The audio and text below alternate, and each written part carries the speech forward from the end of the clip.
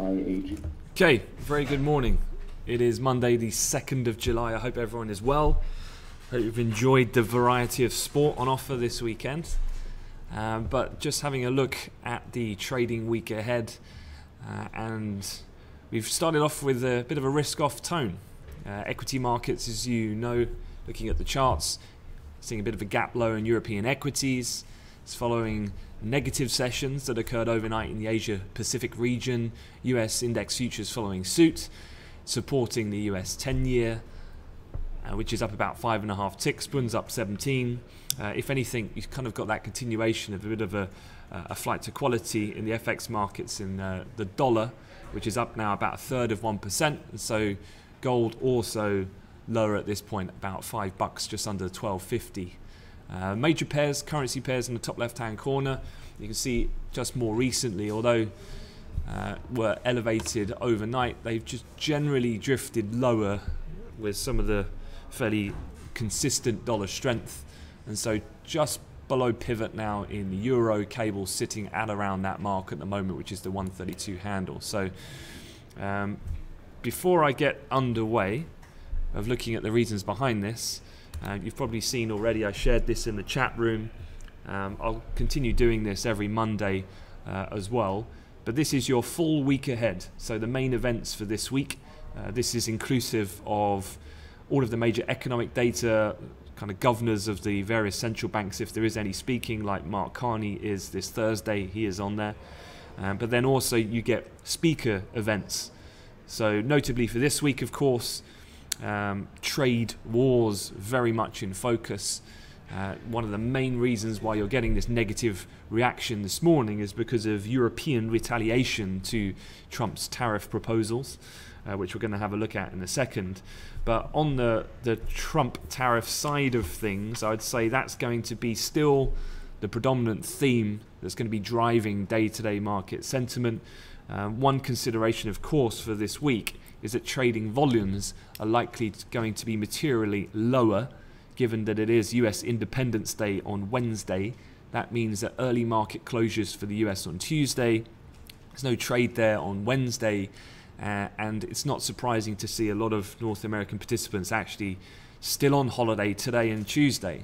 They just kind of take off the entire first half of the week, extension of the weekend through 4th of July, and then coming back into the end of the week, you get the kind of main crux of the data, all the jobs numbers, ADP included, so that's been bumped to Thursday, leading on into non-farm payrolls on Friday. But the key you'll see down here at the bottom is that on Friday, a couple of things. From a UK cabinet point of view, you get a key meeting on Brexit. This obviously is quite a key one, just given the lack of progression that has been seen thus far following the EU summit last week. And then you've got US import tariffs are put in place on the $34 billion of Chinese goods. That actually comes into effect on Friday, 6th of July. At the same time, the US Secretary of State Pompeo is in Pyongyang, following up that summit between Trump and Kim Jong-un. So actually a lot going on. Not even mention the global PMIs in the FOMC minutes, which is also coming, which we'll get to in a second. So first off, let's talk about the news. And the kind of risk off this morning is being triggered by a focus back to really Europe, but half of the story, as I just mentioned, does include the global trade tariff kind of narrative. This comes after Donald Trump's threat to hit car imports with punitive tariffs risks sparking global retaliation against as much as $300 billion of US products, Brussels has warned. This accounts, if you're looking at the Eurozone, for about roughly 19% of US goods exports in 2017. The warning is the first time the European Commission, as a written submission to the US Department of Commerce, has set out a detailed response to Mr. Trump's threat to slam punitive tariffs on imported vehicles. This comes after, at the weekend, Trump said on Sunday that the EU was, quote, as bad as China when it comes to the way European countries traded with the US.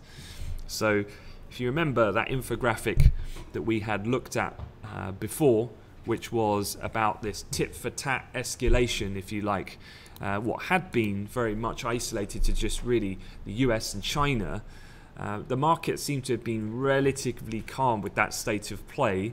This, though, what's happened over the weekend and for the market open this morning is we've gone to the next level, because now one of the biggest marketplaces in the world, that being Europe, the single market, is now retaliating with numbers that would be considerably large when it comes to US exports. Roughly one fifth of all US exports go to Europe in that sense. So this is particularly interesting for that sense of this, again, ramping up to the next level. And so hence we've had a bit of a negative open to proceedings. Layering over this is the ongoing political situation developing in Germany.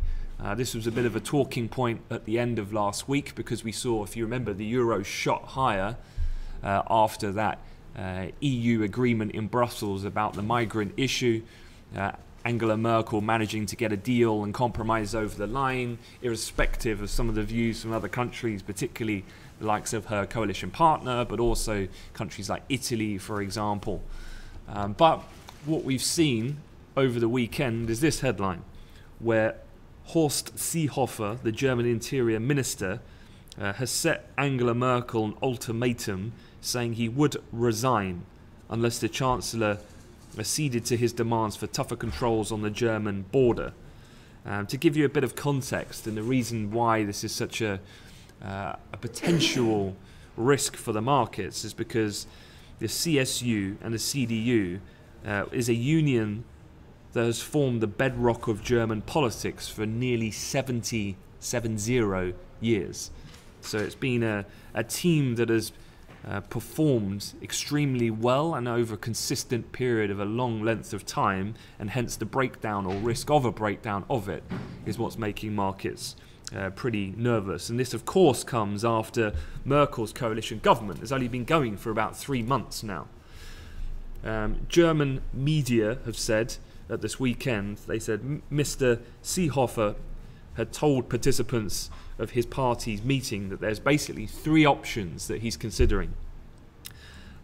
One is that the party bow to Merkel's asylum policy, or another, that he order tougher controls on the border, knowing that he would blow up the CDU-CSU alliance, or finally, he would just resign as party chief and minister. And he said he had chosen the 3rd option, which is where this commentary then has come from. Now, I found some infographics here that I thought might just help explain the situation a little bit about why in particular the CSU party is so strong-minded on this idea of immigration. And so what I've got here is a main migrant route that is taken predominantly from Syria, en route then through various different countries, i.e. via Turkey, Greece, Serbia, Hungary, Austria, all the way into then coming through the southeastern border of Germany. So as you can see, the passage here takes you through this particular point of where the country borders between Austria and then going into what would be the nearest largest city would be Munich.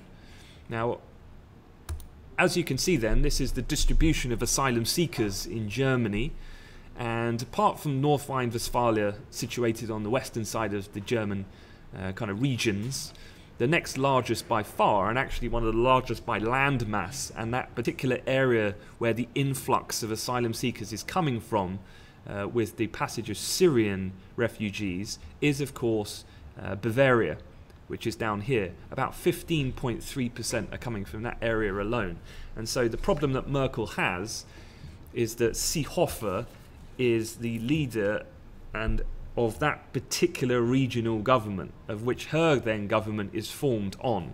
And hence the reason why he is putting such a strong stance on this particular issue of immigration. So hopefully that just makes a bit of more sense of why this is such an important thing. But with this, threats of a German breakup, in addition to retaliation from Europe, heightening trade war rhetoric has mean we've got a risk-off tone to the morning. European equities have stabilised a touch, but remain heavy. Just looking at the DAX future here, looking on a daily chart, I mean, you've got, well, if you look at the 30-minute candlestick for the moment, this brings into context the low points, the weekly lows from last week. We had that double bottom, so we've found a bit of a floor around there at the moment, but any retest that would need watching, because on a daily chart then that any break of that level opens up certainly the 12,000 handle on the downside, and then next points of support not coming in till quite a bit further lower in that respect. US futures, as we mentioned, already under a bit of pressure. Just having a test here in the S&P down at the S2 already, which brings in the low from what would have been Thursday's session, 26.93 3/4. And on a daily chart, I was just looking at that kind of trend line from May up until through June, July of where we were. So quite a key technical area that we're trading at the moment. At around this 2700 mark. Any breach of that then might open up an extension to the downside and beyond around 2675 as a potential target. As I said then, T-notes already haven't taken out R2 on the upside. Following this negative sentiment, you've also had Chinese equities remain under pressure. So we've been focusing on Europe, but obviously the import tariffs on Chinese goods comes into effect on July 6th, which is this Friday. So you can be sure we're going to get more commentary, not only from Trump, but probably from the Chinese as we go through this week. And Chinese markets have continued to remain under pressure. So this is a graphic of the Shanghai and Shenzhen share index, and it's continued to remain heavy. It does come as well with the global PMIs, which are coming out to kick off this month and beginning of the quarter, and the Chinese one overnight was slightly disappointing. So yeah, the PMI is coming out as I'm speaking. I'll keep you informed. We've just had Italy come out slightly higher than expected, but we'll keep an eye on those as they drip through the morning. So going back then briefly to the calendar for today, and then I'll recap the calendar for the week. In terms of today, as I said, you've got the various European manufacturing PMIs, but you've got the UK one coming out at 9:30, and then US, you're going to get the ISM manufacturing at 3 o'clock, which is probably the main one. The market one is kind of second tier to the ISM release in terms of potential market impact.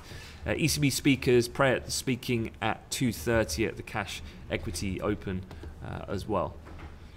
Two other stories just quickly from the weekend. This is one, as I mentioned on the weekly schedule, you've got Theresa May speaking with her cabinet. That's not going to happen though until Friday.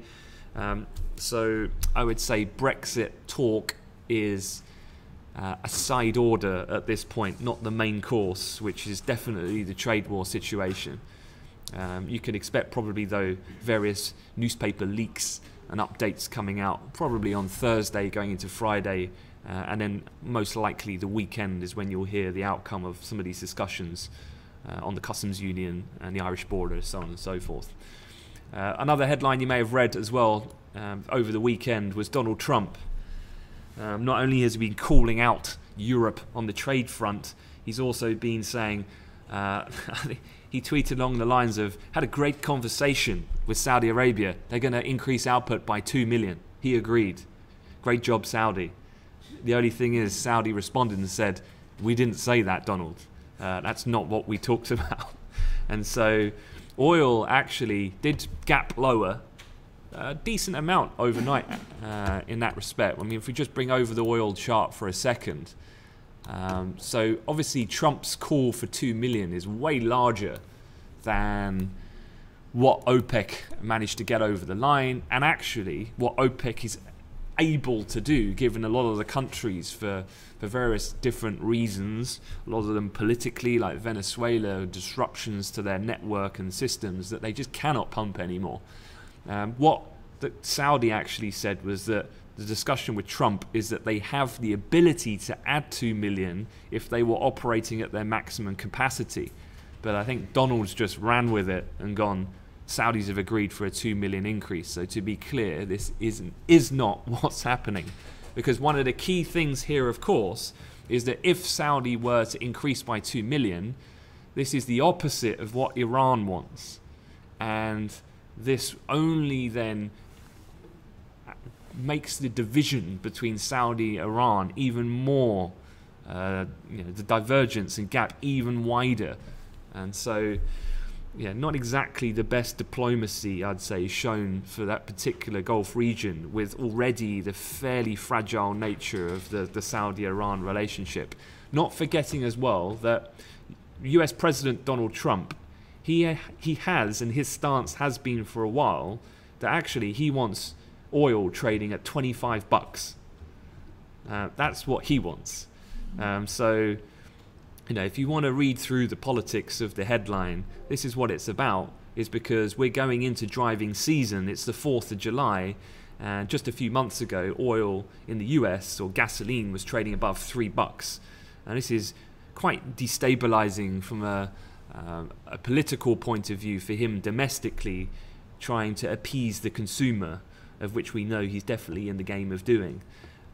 But again, just to be clear, there has not been any kind of agreement here. This is just purely Trump getting the wrong end of the stick more than anything than the Saudis have agreed to. So the OPEC deal remains as it is. But if anything, I would probably be keeping an eye out for the likes of what have Iran got to say about this, because this would definitely, I would say, get their back up on the situation and heighten tensions with the Saudi relationship and what their relationship is with the US. Because don't forget, the US should have absolutely no say of what OPEC does. Whether or not that holds true is yet to be seen. But looking at the oil market, it did gap down in reaction to some of the commentary, but I don't think that's that surprising, because remember, if we put oil on a daily continuation, we got up to trading the highest levels we had been last week since November of 2014. So after getting up, breaching that level and getting towards close, about 50 cents off a $75 handle, we've pulled back basically to that point of technical resistance, now turned kind of a support zone. So yeah, I'd say the same rules apply for oil, and I wouldn't be reading too much into that Trump comment, in all honesty. Okay, just quickly back then to the that graphic for the week ahead, because I just wanted to mention as well a few other key things what are coming out, and then we'll wrap things up looking out for the PMIs. So back to the table. So we do have the Iranian President Rouhani is in Switzerland and Austria discussing the nuclear deal, so quite nicely timed then. If you're looking for Iranian response to some of the commentary at the weekend, it's going to be potentially forthcoming throughout today's session, Tuesday and Wednesday, as they discuss that nuclear deal. Tuesday, so this is overnight tonight, we'll get the RBA interest rate decision. And then Wednesday is the market closure for the US. So again, during the 4th of July, markets particularly quiet. So for any of the newer traders, you for sure have to factor this in terms of your trading strategies and market movement. It typically means things are incredibly quiet and range bound. However, given the lack of participants in the market, if there was a steep escalation in the trade war situation, for instance, given the lack of participants, it could equate to quite exacerbated price movement, if that is the right type of news did occur, because more often or not it's very quiet when the US are on their kind of main holiday of the year. Coming back in though, Thursday then it really picks up pace. You get ADP employment change, you get the US ISM non-manufacturing number, the oil inventories are on Thursday, counting for the holiday. Then you get the FOMC minutes on Thursday evening. Now, these ones actually could be very interesting, because if you remember, it was the last Fed meeting that was very key, because they had the update to the summary of economic projections, and they took the number of rate hikes for 2018 from 3 to 4. So there was a slight subtle change in the dot plots for 2018 and the subsequent years thereafter, and it will be very interested to see what the kind of balance of discussion was amongst those members. So it could be quite an interesting one. That's going to be on Thursday night. And then you've got Friday, where you've got non-farm payrolls. My thoughts on non-farm payrolls are the same they have been for a number of months now, in that non-farm payrolls really is not important. in respect to the number of jobs created. It would be unsurprising to hear another number of kind of 180 to 200,000. It's the wage number, of course, which we'll continue to look at with great interest. And then, as I mentioned before, you've got the trade US import tariffs put in place on those Chinese goods come into effect on Friday. So between now and then, I'm pretty sure that China's going to have something to say about that. All right, that is it. It's your brief. Hope you're up to speed.